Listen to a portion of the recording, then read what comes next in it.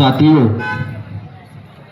आज या ठिकाणी मनकर नवडा पाण्याच्या संदर्भामध्ये माढा तालुक्यामध्ये हे आंदोलन चालू आहे.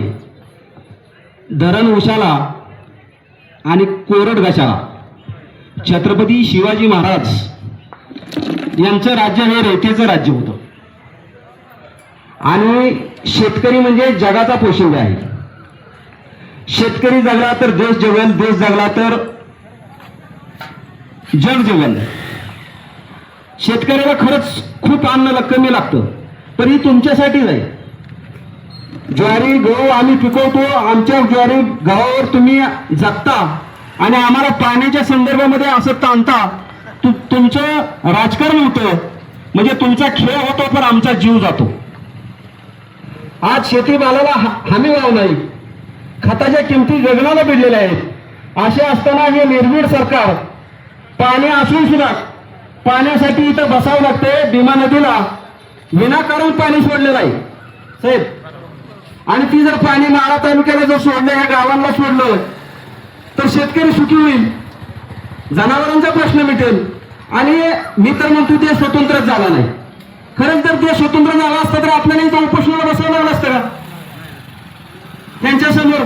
ते ह्याचं काय कारण आहे माहिती आहे? खरं सांगतो मला, ईव्हीएम मशीन काढल्यामुळे बटन दाबलं मत कुणाला जाते तीच कळत नाही. म्हणजे हे सच्चे प्रतिनिधी संसदेमध्ये नाहीत. आम्हाला काय बंगला गाड्या नको आहेत, आमच्या उदरनिर्वाहाचा प्रश्न आहे. आणि तुम्ही उदरनिर्वाह जर आम्हालाच करून देत नसाल या देशामध्ये, तर तुम्ही लोकशाही कसं म्हणू शकता? महात्मा ज्योतिराव फुले असतील, डॉक्टर बाबासाहेब आंबेडकर असतील, अण्णाभाऊ साठे असतील, छत्रपती शिवाजी महाराज असतील, राजश्री शाहू महाराज असतील, यांनी तळागाळातील शेतकरी, शेतमजूर, कष्टकरी, कामगार, मजूर यांना उचलण्याचं काम केलं आणि तुम्ही त्यांना दाबण्याचं काम करताय. मरायला लागला शेतकरी आत्महत्या करतोय, विद्यार्थी आत्महत्या करतोय. एवढ्या समस्या असताना आझादीचा अमृत महोत्सव बनवता म्हणते. कारण आम्हाला स्वतंत्र मिळालं, आम्हाला पाणी प्यायला स्वतंत्र झालं, आम्ही पाण्यासाठी लढतोय. अजून आम्हाला पाणी आहे, तुम्ही विनाकारण पाणी सोडताय आणि आमच्या पाण्यावर समस्या मिळणार. आणि तुम्ही जर ते सोडत नसाल तर हे काहीच नाही. आम्ही स्वतंत्र नाही असं म्हणणार नाही, आम्ही मरायला तयार आहे.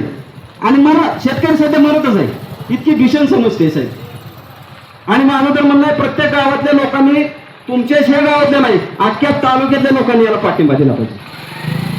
पाण्याचा प्रश्न आहे, बळकट शेती जनावरांचा प्रश्न आहे आणि आपलाच प्रश्न आहे.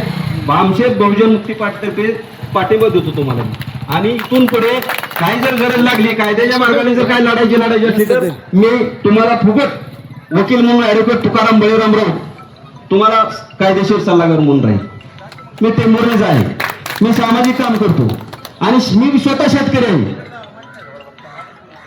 माझी पण शेती आहे आणि आज शेतीला काय भाव आहे? कुठल्याच पिकाला धान्याला भाव नाही. अहो 3000 रुपयाला पोहोचतो झालं. सेंट्रल जीएसटी आणि स्टेट जीएसटी. दूध काय भाव आहे, दारू काय भाव आहे, आणि सरकार बिनधास्त चालू आहे. 60 रुपये लिटर दूध, 70 रुपये, 25 रुपये लिटर.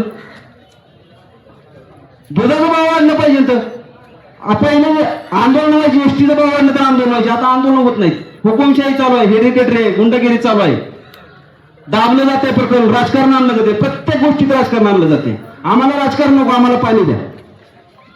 आमची मागणी साधी सिंपल आहे. हो, एवढंच बोलतो आणि थांबतो.